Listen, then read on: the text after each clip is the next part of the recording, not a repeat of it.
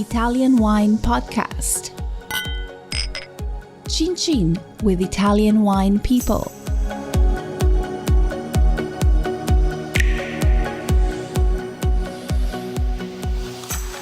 Hello, this is the Italian Wine Podcast with me, Monty Waldin. My guest today is Jonas Tofterup, Master of Wine. Welcome. Thank you very much. Now, Jonas, you have more qualifications, I think, than anybody I've ever seen in the wine industry, yet you look like you're 16. How on earth? How do you do it? I mean, just give us a bit of a chronology. You know, when you're 3 years old, you became a Master of Wine. When you were 5, you got an MSc. Go on, just give us all the stuff that you've done. Go on. No, well, it started back. I was just a young kid. My parents always went to the wineries for their holidays, and us as children, my siblings and myself, we would go with them to visit wineries around. Yeah, that was part of it. And then my brother, he got into the wine industry when I was about 11, I think. And when we went to Denmark, who was actually starting to become what they call it Vinkuber in Denmark. They imported a lot of bulk wine, so they were doing a lot of bottling and quality controls and importing different wines as well. And I would want to go with him to work instead of go visit family and friends with my parents. It was just too boring. Much more interesting to look at the big tanks and especially the bottling line with all the bottles going forwards and backwards. And I remember that summer I got back to Spain, and I went to English school, and we had to write an essay what we were doing when we were 25 years old. I proudly wrote that I would be making wines with my brother at the age of 25. So since then, I actually thought I wanted to go into the wine world. So when I finished my A-levels, I thought, okay, I want to go into the wine or not. I was 18 years old, and I said, okay, to be sure that I wanted to spend the next 5 years studying enology and viticulture at university, I wanted to have some practical experience. So I went to Spain and I did a vintage. Why Spain, though? Why not? I mean, at your age, how old are you, by the way? I'm 35. Why were you not going off to Bordeaux, some swanky chateau in Bordeaux, or Burgundy, which is like the typical mecca of where people want to go and learn, or even California? Why that choice? Well, I was only 18, and I grew up in Spain, so it was kind of natural for me to go back to Spain, where I felt quite comfortable with the language and the culture, and as well my brother, he would help me hook me up with that winery. You know, at the age of 18, I just write out to a random winery. I think I thought back then it would be difficult maybe to get a apprenticeship or stay with a winery. So what was your job? Were you scrubbing buckets, or were you doing something more interesting? No, it was more interesting than that. So we would be doing a bit of selection tables when the grapes arrived. We were doing a lot of the manual punch down on the different smaller project and batches they were making. We were 3 who came there to help out at the winery. And so we would be adding the yeasts, taking out samples, doing the bit of the basic analysis work where you do take the sugars, you measure the alcohol and acidity of the wines. And then... Were you very much an indoors guy, or were you also happy to get out in the vineyard in the winter, pruning and, you know, fixing tractor gearboxes? Was it varied, or was it just in the winery? The apprenticeship that I had was for 3 months. It was during the harvest, so we weren't much out of the vineyard. So it was just a couple of days actually. It was more at the winery that we had to take care of all the different grapes which came in. Of course, everything under the winemaking team. We got a lot of experience that way. But why is Malaga so special to you, that particular part of Spain? Well, I moved here when I was 5 with my parents. Or my parents, they migrated and From Denmark? From Denmark, yeah. As you may know, there's a lot of international people who live down here. So my father, he was hijacked for a job here at a bank who had to set up an office, a Danish bank. So they had a Danish office for the Danes on the southern coast of Spain. And so it's kind of my home to me. I've spent more years here than any other place in my life. And now I live here mainly due to my wife. She's from Andalucía, and it's hard to to get a Spanish woman outside her home region. But you're quite happy there. You don't go to bed every night saying, "Oh, I wish I was in Denmark." No, not at all. No, ever since I've moved back to Denmark, after spending my childhood in Spain, I thought I would go back to Spain at some point in my life. So it's kind of natural for me. Of course, sometimes I miss me living closer to a winemaking region, but you can't have everything, and then you just try to adapt your professional life according to where you live, because you have to have a balance between family and work. So it looks like Denmark is also building its own wine industry. Have you had much experience of the Danish wines, and are you involved in any way in the Danish wine production scene? So I was actually, when I was studying food science and technology in Denmark at the University of Copenhagen, I was actually working for 2 years at a Danish winery in Avedøre, which is just like 15 kilometers outside the center of Copenhagen. So I'd cycle out there once or twice a week to help out the team there. So I had actually hands-on viticulture and winemaking experience in Denmark already back then.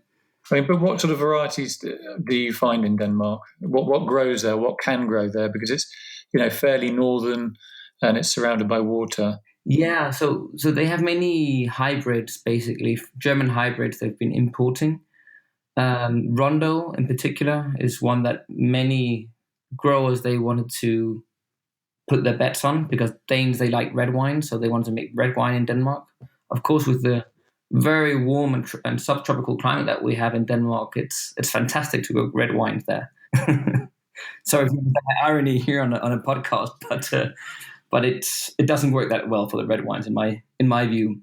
But we do have some experience making a few rosé wines that does work, and white and sparkling. That's where I think we can make something interesting. But it's still early days, I think. If you think of back in the UK 10 or 15 years ago, that's, I think, where Denmark is today. Yeah, trying to find out which interspecific crossings work the best. Yeah, in terms of yield and in terms of plant health as well.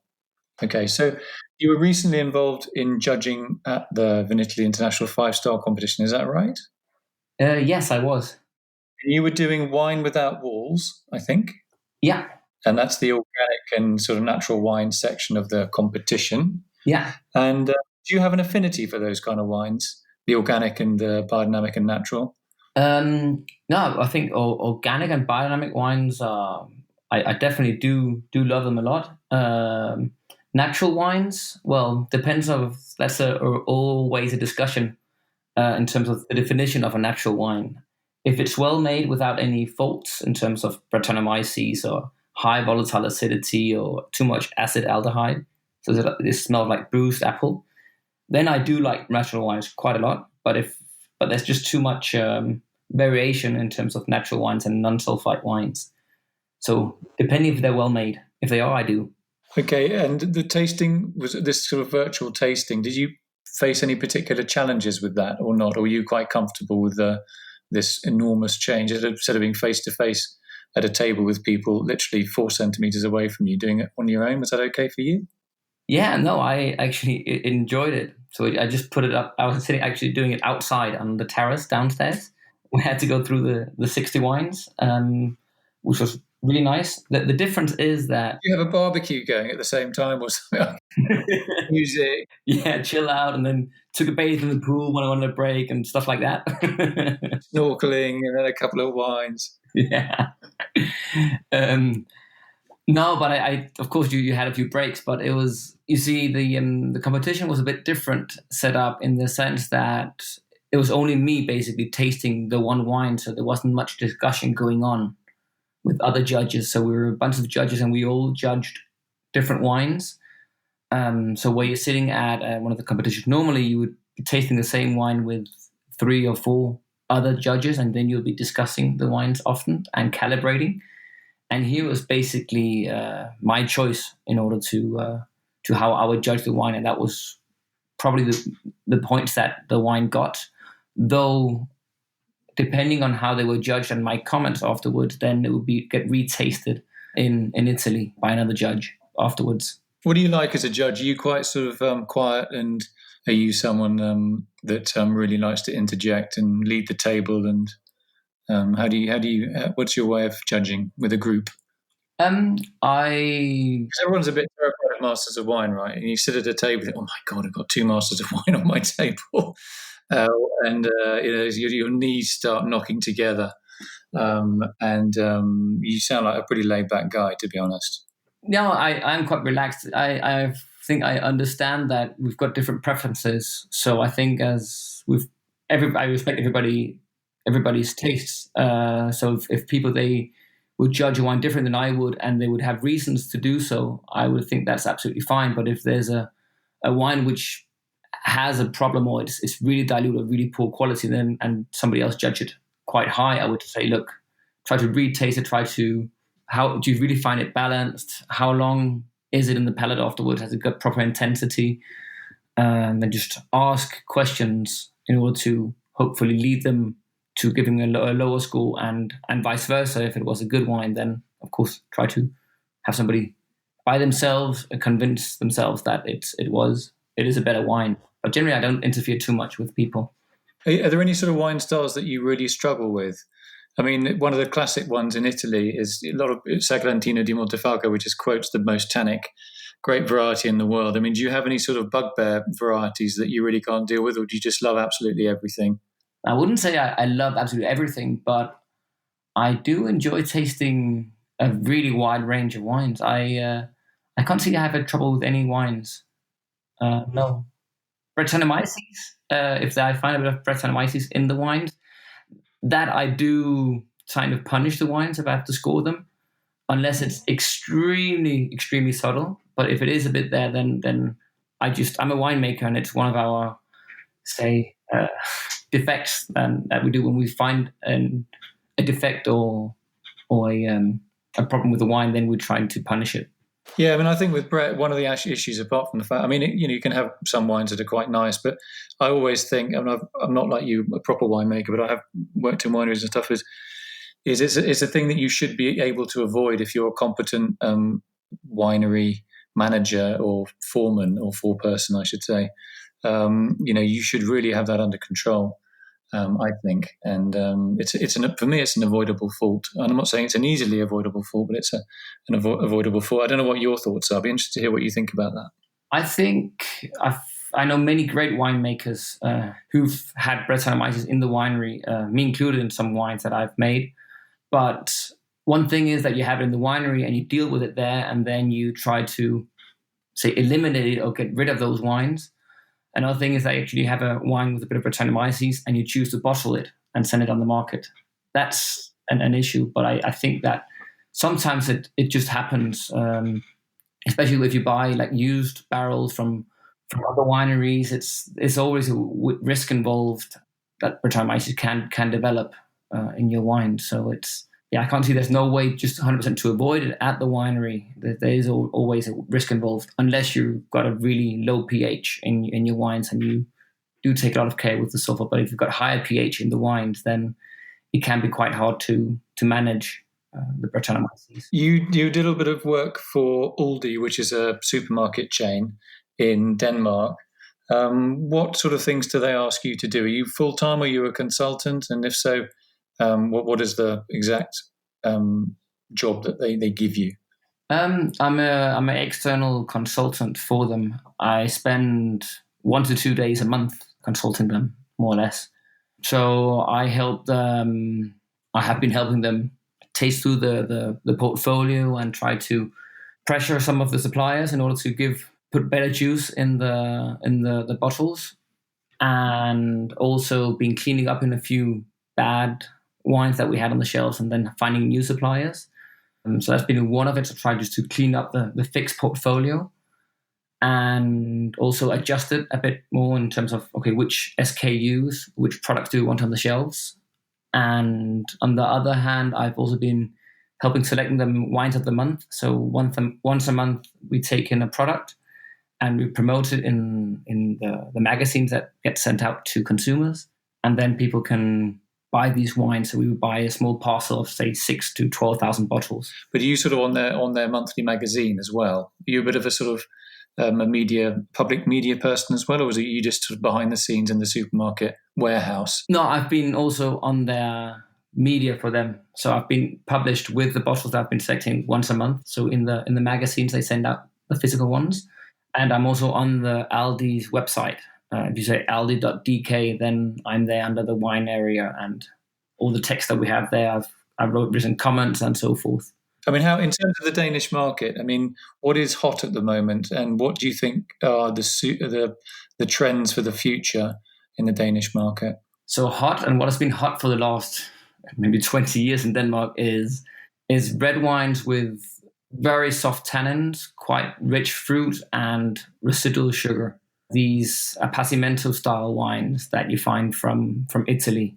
I think Denmark is probably one of the biggest consumers of Amarone in the world, at least per capita, I'd like to think. And of course, the Amarones are quite expensive. So there's but Danes, they like it. So there's been developed a whole big portfolio of different, so these appassimento style wines from Puglia, and also from the Veneto, which are very, very, very successful.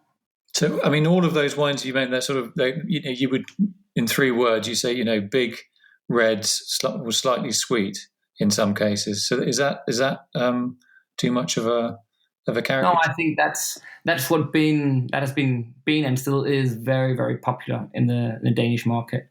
But there is also a trend now towards rosé. Rosé has been growing the last 3 years. Very, very... Sagrantino to rosé. Yes. And I think a very positive one. And also white wines are increasing. So you do see there is a certain trend towards white and rosés in particular. On-premise or for off-premise? These are off-premise statistics. Basically, if you look at the Danish market, only 5% of all the volume is consumed on-premise. Okay. So it's the vast majority. You take the UK, for example, it's 20% on-premise. So Denmark has a very, very small on-trade market. So you're teaching WSET, is that correct? Yeah. You run the Iberian Wine Academy, and Yes. And how's that? I mean, how are you? Do you have to go there physically during COVID, or can you do that again online? I only do the classes physically, where people they show up and we do the classes. It's not a full-time job by any means. I run 4, maybe 5 courses a year. That's basically it, all in Malaga. So you recently helped edit the technical material for the Wine and Spirit Education Trust's diploma. Can you tell us a little bit about what that involved? Yeah. So the material was developed it was already there, and then they've been updating it for when they launched the new diploma last summer. And as I'm a winemaker and I have a good relationship with the WSET, then they asked me if I wanted to edit the material they had. So they sent me all the material, and then I just looked through it and edited it and came up with additions that I thought were quite relevant, giving my theoretical background, but also my practical background in producing wines. So just give us an example of that, because what you're saying is something that I absolutely applaud. I think it was very much information-led. I don't think that there's not much waffle in the WSET. It's quite to the point and quite factual, the information. You changed then, or what did you add? So it was more in terms of what has to be included, what I think is relevant. So one thing is the use of nanoproteins. That could be one of the things that I would add, okay, because many wineries are actually using it, but nobody really talks about it. Or the use of rectified must concentrate to add a bit of residual sugar, or the use of gum arabic.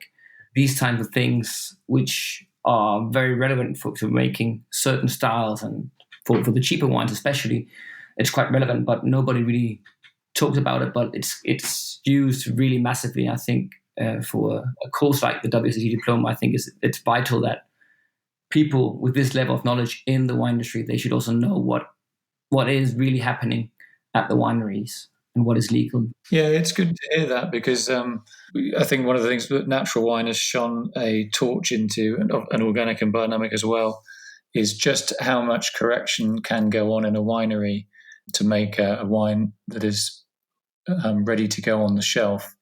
And I think until people woke up to the fact that wine isn't quite so cuddly as we thought it was, by actually having that knowledge, and by shining a light into those dark corners that you've done by changing that syllabus, is a very, very important thing, I think, for the future of our industry. So well done you on that. That's really, the fact that they've asked you to do it is wonderful, and the fact that they've actually chosen you and you've done that is, I give you 10 out of 10 for that. Well done.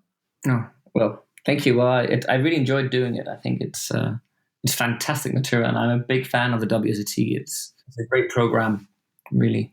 Do you see any other future changes? I mean, maybe in terms of probably not your forte, but I mean the demographic of students, or the way the syllabus is either taught or created. Do you see any more changes in the future for that, or do you think it's fixed for a while now?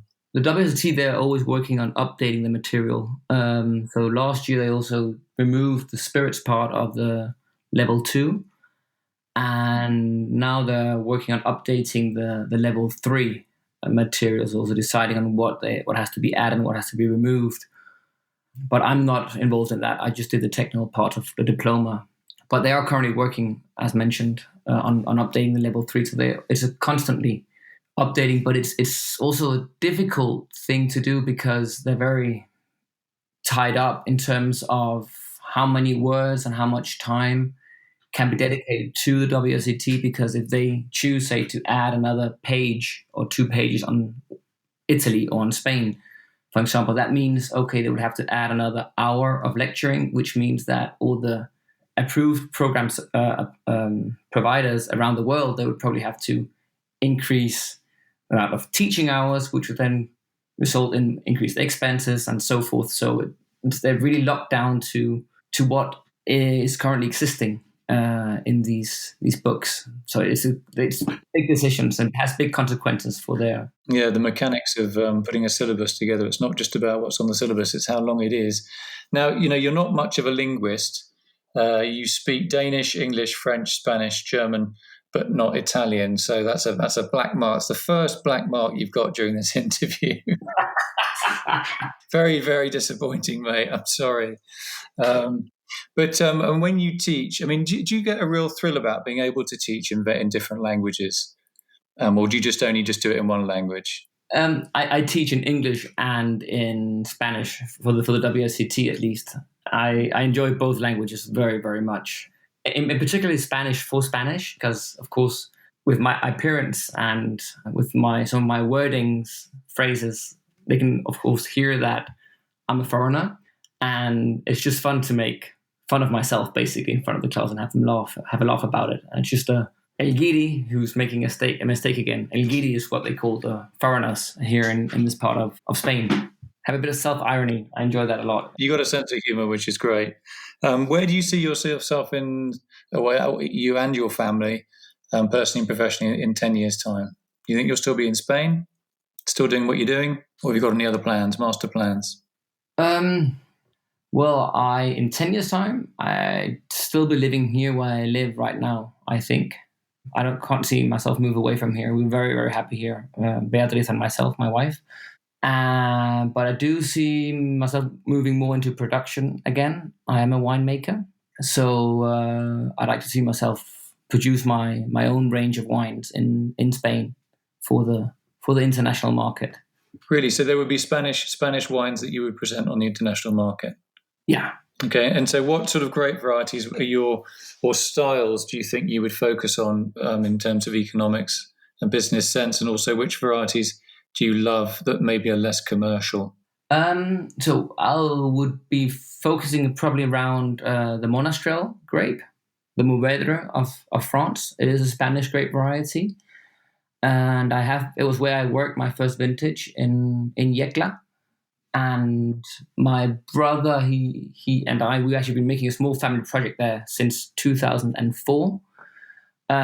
So I see us develop more wines from that area. But personally, I would also like to work with the Mencía grape from Bierzo in the northwestern corner of Spain, and also work with more in Galicia, with the Albariño, the Godello, the Treixadura, but also Mencía grown in Galicia. These crisp and vibrant wines. I love them. Yeah, it's quite a nice little range you've got there. You've got a sort of thumping red and some mouth-tingling white in there. So Yekla is interesting, isn't it, as a region? It was kind of like, it was sort of a bulk wine region for a while, then it sort of upped its game. Yeah, it has been quite a big producer of bulk, but it's because they haven't been good at selling themselves, but it's really increasing now in terms of popularity, I'd say. And if you look back historically, I think one of the oldest ruins of a winery in Spain is actually found very, very, very close to the city of Yekla. So they've got a very long history. And when you retire, obviously you say you're stuck in Spain, you reckon, for the rest of your life. In your retirement, what are you going to do? You're going to completely get away from wine and become, I don't know, a trapeze artist or an elephant trainer or something? What are you going to do? Yeah. I don't think I would ever give up working in the wine world. To some extent, I will always be working, I think. Probably a bit in teaching and helping young people develop their careers in the world of wine, because it is a very challenging. There's many options, but it's also a difficult industry to make a living in. So I could see myself mentoring a lot of young people in the wine industry. Excellent. That's a very nice note to finish on. Jonas Tofterup, Master of Wine. Fascinating interview. I hope we get you back again in a year or so to find out again exactly what you've been doing. But you're a very good communicator, and you can see why you've got a very agile brain, and passing those exams was no fluke at all. And it's lovely to hear that you've got a background in the getting your hands dirty side of the industry, as well as the sort of sales and marketing and strategic areas of the wine business. You are the complete master of wine. You've got many years ahead of you, and we wish you every success. Jonas Tofterup, thank you very much. Monty, thank you so much. It was been an absolute pleasure talking to you, and I hope to have a glass of wine with you one day soon, once this is all over. Glass of Morvedra. Be very good. Absolutely. Ciao. Thanks a lot. Listen to the Italian Wine Podcast wherever you get your podcasts. We're on SoundCloud, Apple Podcasts, Himalaya FM, and more. Don't forget to subscribe and rate the show. If you enjoy listening, please consider donating through ItalianWinePodcast.com. Any amount helps cover equipment, production, and publication costs. Until next time, chin chin.